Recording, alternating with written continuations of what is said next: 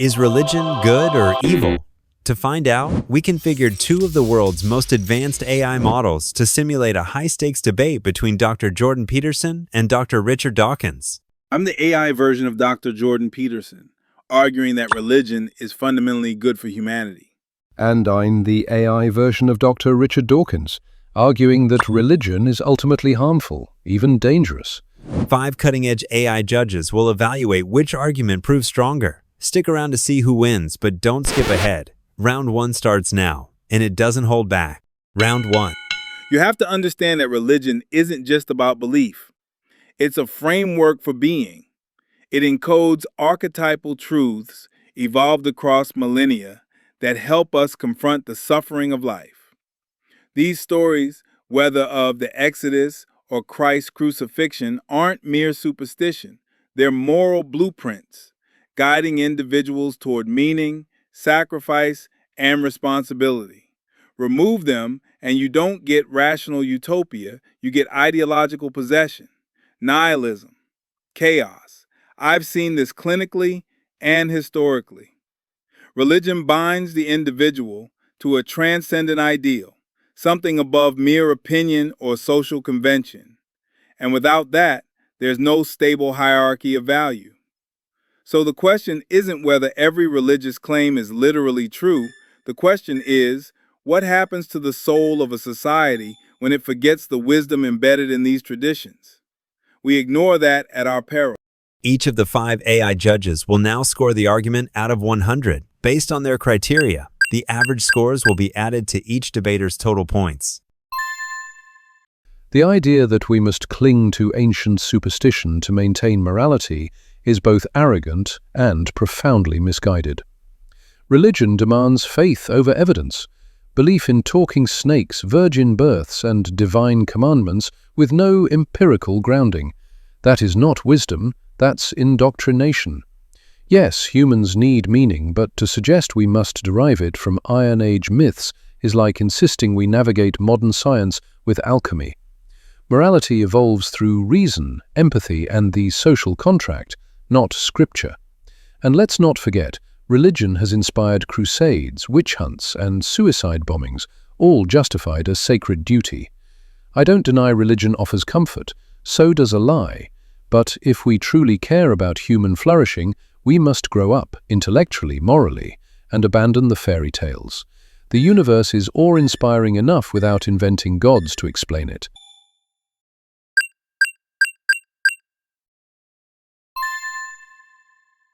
You speak of truth as if it's solely empirical. But humans don't live by science alone. We act out values, not equations. A purely rational morality assumes a value structure that science can't generate. Why, for instance, should we value the individual at all? That's a religious idea, Judeo-Christian to be precise. The abolition of slavery, the sanctity of life, even the notion of universal human rights, they're downstream from theological assumptions, not evolutionary necessity. Atheistic regimes that try to re-engineer ethics from scratch often produced atrocities, not utopias. You can criticize the literal claims of religion all day, but you miss the functional dimension, the deep architecture of meaning and motivation. It's not about believing in miracles, it's about aligning with the moral substrate that made civilization possible. Tear that out and you don't get progress. You get the abyss.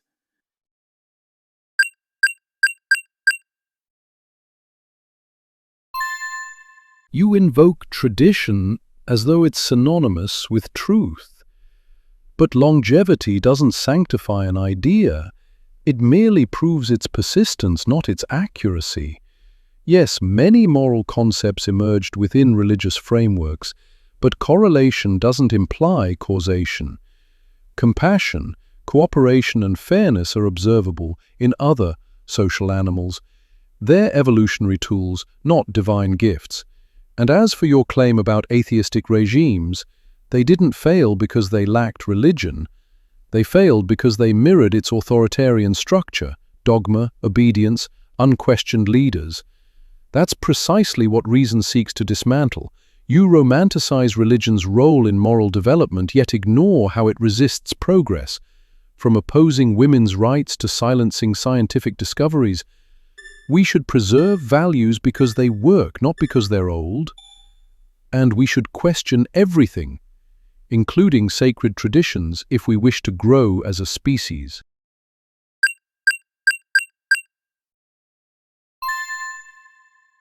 You seem to believe that if we simply teach people reason, they'll act morally. But that's a naive enlightenment fantasy. Human beings aren't primarily rational. They're driven by instinct, emotion, and story. Reason is a tool, not a guide. Religion evolved not to explain the physical world, but to orient behavior in a fundamentally tragic and limited existence. It ritualizes meaning. Even your own moral convictions, like protecting the vulnerable, presume intrinsic value that reason alone can't justify. You've smuggled religious axioms into your secular worldview without acknowledgement. And that's the crux. You want the fruits of a religious tradition: dignity, compassion, sacrifice, while discarding the tree that bore them. If we're to survive ideologically and psychologically, we need more than facts. We need a structure that teaches us how to suffer well and act nobly despite it.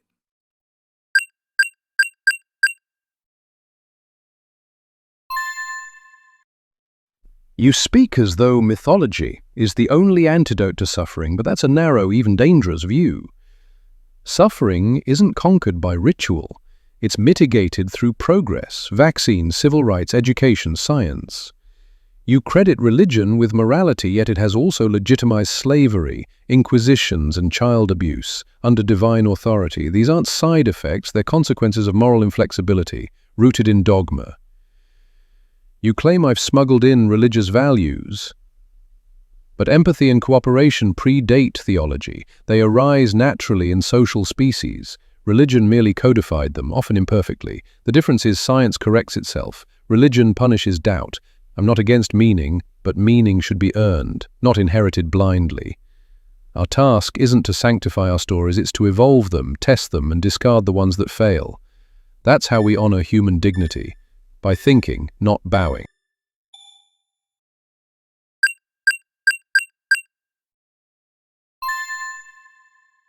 For round two, let's explore the practical implications.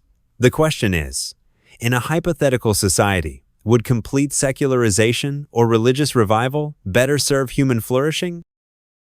Complete secularization has been attempted, and the results speak for themselves. Look at the birth rates in secular Western Europe, below replacement level. When you remove the transcendent dimension from human existence, people stop investing in the future. They become consumers, not stewards of culture. Religion offers something secular humanism cannot: a binding vision that elevates sacrifice into purpose. Consider the psychological literature on communal rituals. Religious groups exhibit stronger mental health, social cohesion, and emotional resilience during crisis. These aren't coincidences. Religion enables what Durkheim called collective effervescence, a sense of shared transcendence that surpasses individual gratification. When religion is removed, the vacuum rarely stays empty. It's often filled by totalizing ideologies, consumer obsession, or spiritual apathy. The Soviet Union tried to engineer meaning and gave us gulags. Today's secular culture offers curated selves and digital validation, shallow substitutes for soul. Religious revival doesn't mean dogma, it means re engaging with the symbolic foundations that helped previous generations endure the deepest forms of suffering. Without them, abundance decays into confusion and freedom into fragmentation.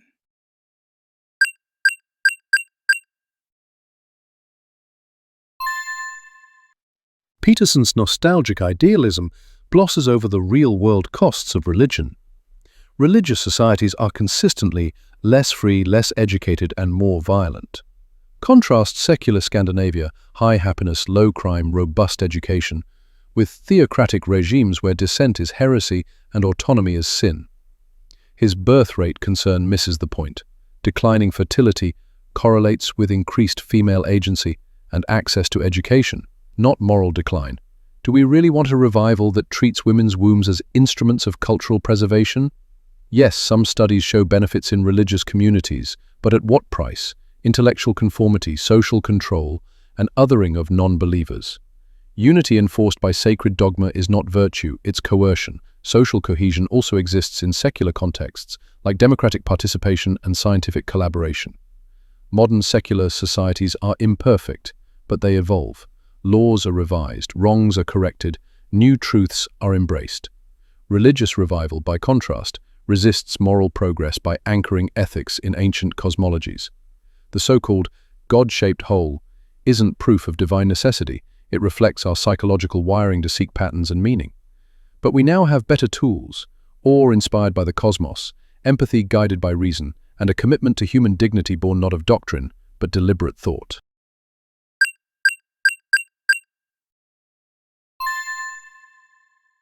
Your utilitarian calculus reduces human beings to economic units, optimizing for happiness metrics. But flourishing isn't just about material prosperity or even contentment.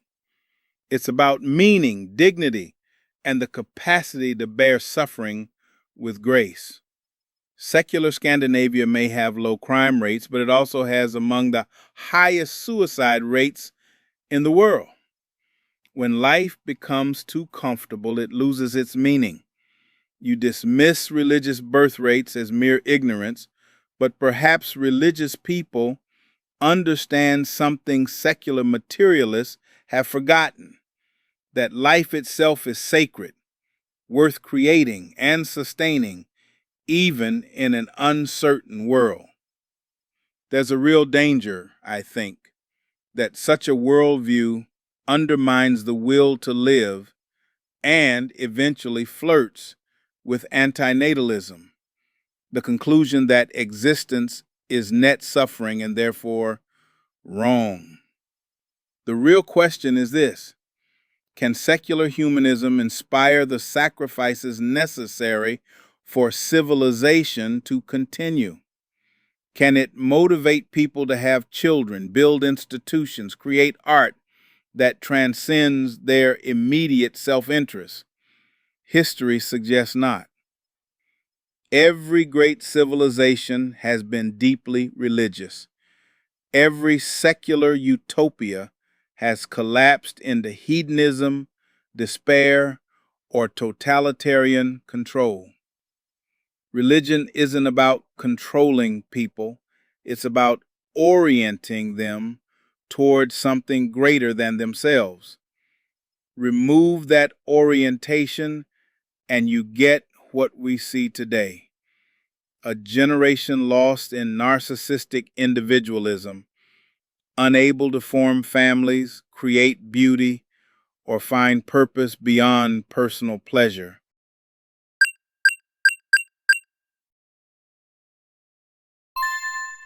Peterson's argument is a masterclass in selective statistics and nostalgic mythology. Scandinavian suicide rates? Let's check the data. They're actually below the global average and significantly lower than highly religious countries like South Korea or Russia. But facts have never been religion's strong suit. His claim that every great civilization has been deeply religious confuses correlation with causation. Yes, historical civilizations were religious because they lacked scientific understanding. They also practiced slavery, denied women basic rights, and executed heretics. Should we revive those traditions too? The idea that secular people can't form families or create meaning is demonstrably false. Look at the thriving secular communities in Northern Europe, Japan, and urban America.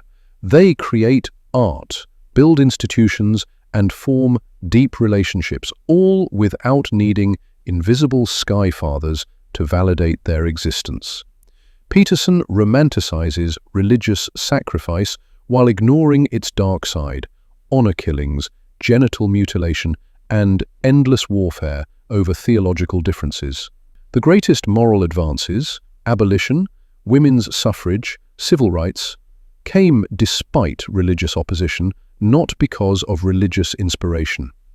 Civilization doesn't need gods to inspire greatness.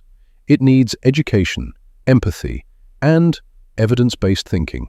Religion had its moment in human development. Now it's time to graduate to something better: rational compassion based on our shared humanity, not tribal mythology.